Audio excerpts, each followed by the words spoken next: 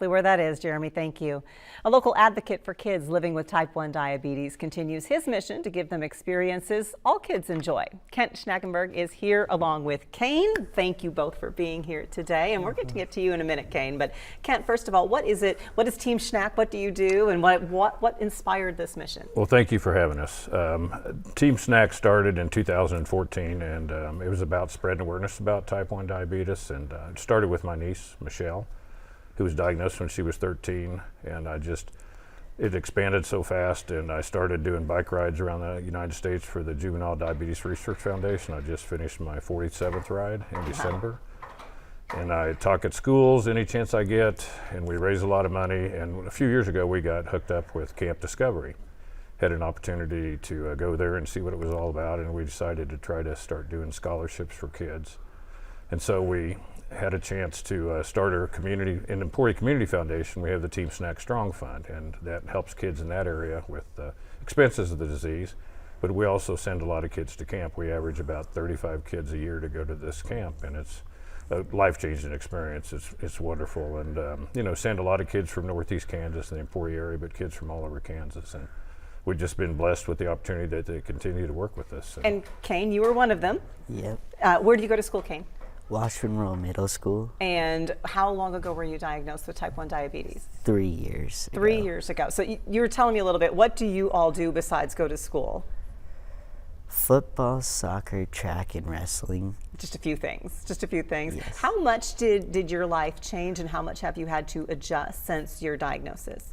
My life has changed a lot because I have to watch my blood sugar a lot more.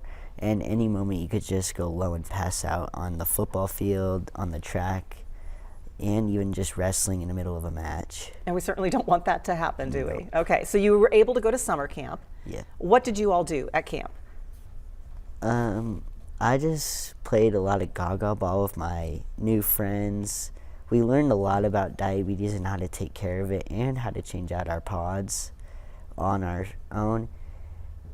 I think probably the funnest part there was just swimming with all of my friends and trying to dunk my friends into the basketball net. And you said you learned a lot. So how much did this help you? I mean, were you always kind of nervous about things before you talked about? So your pod is what gives you your medicine, and you wear it where? On your? Mostly my arms or legs. Okay, and so that can kind of get bumped sometimes, I imagine. So what was it about camp maybe that made it such a positive experience? I know you have fun with your friends here, but what made camp a little bit different for you? Probably just experiencing all these kids that have the same symptoms as me and have to go through everything I have to experience, where other kids don't. They get me and everything and how like insulin goes, because a lot of my friends used to say, is it contagious or can it make us sick? And I said it could not, because you can't get onto you, it only goes into me. Where when I go to camp, a lot of other kids get how it's not contagious and how they get picked on by other kids. How do you explain it to your friends here? And I imagine that's kind of been a learning curve as well, making sure your friends understand that you can't necessarily just kind of go out and not worry about everything. You kind of have to have this little caution.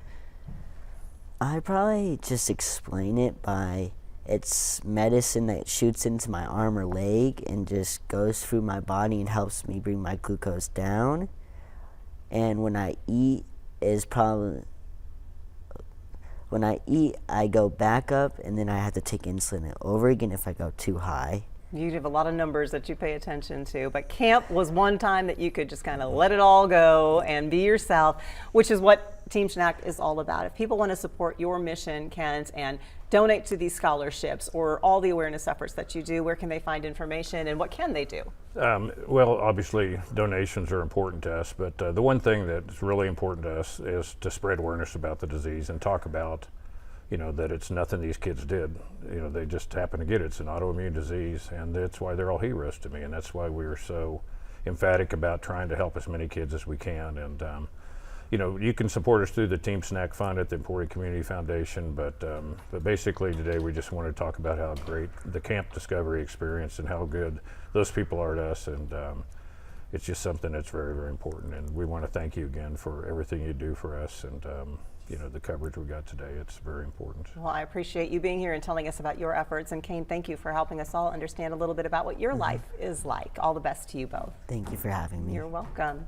We are going to be taking a look at what is in store at the library, taking art to a new dimension, a whole new level next.